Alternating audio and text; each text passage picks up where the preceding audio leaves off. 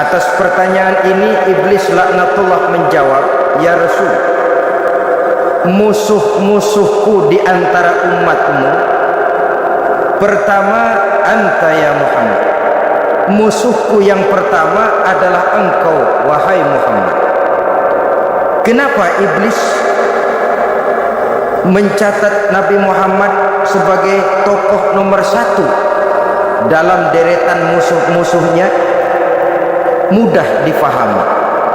Pertama, keberadaan Rasul merupakan rahmah lil alamin, rahmah bagi lingkungan.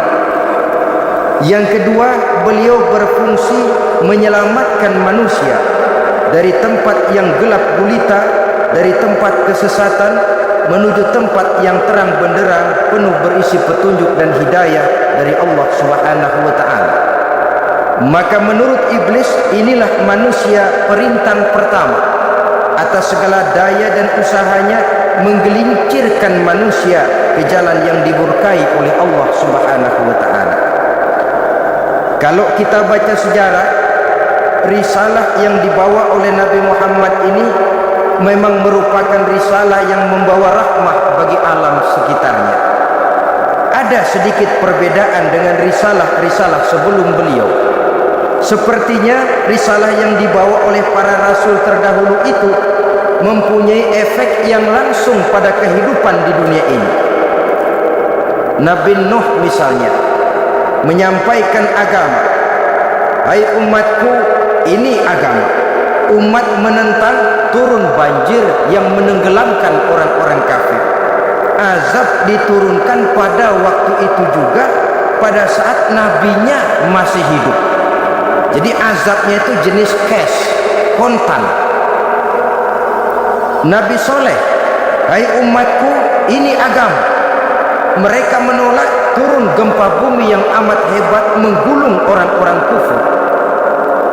Nabi Musa, hai umatku, ini agama. Mereka menolak, sebagian ditenggelamkan di Lautan Merah, sementara sebagian lain dikutuk menjadi monyet-monyet yang hina seperti diceritakan dalam Al-Qur'anul Karim. Lain dengan Rasulullah sallallahu alaihi wasallam.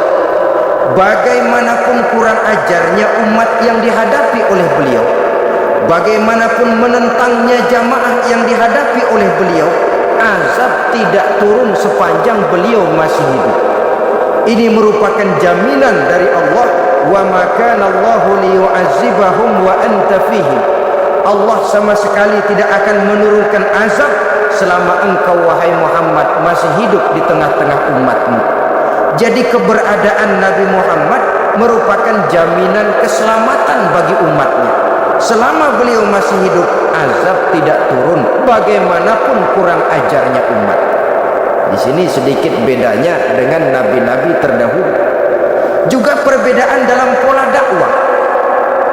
Nabi Nuh ketika dakwahnya ditolak oleh umat, keluar doanya meminta umatnya ditenggelamkan.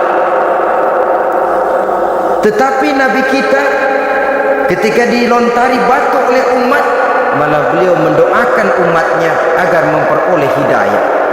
Oleh sikap yang semacam ini, wajar lalu iblis menganggap Nabi Muhammad sebagai musuh ranking pertama.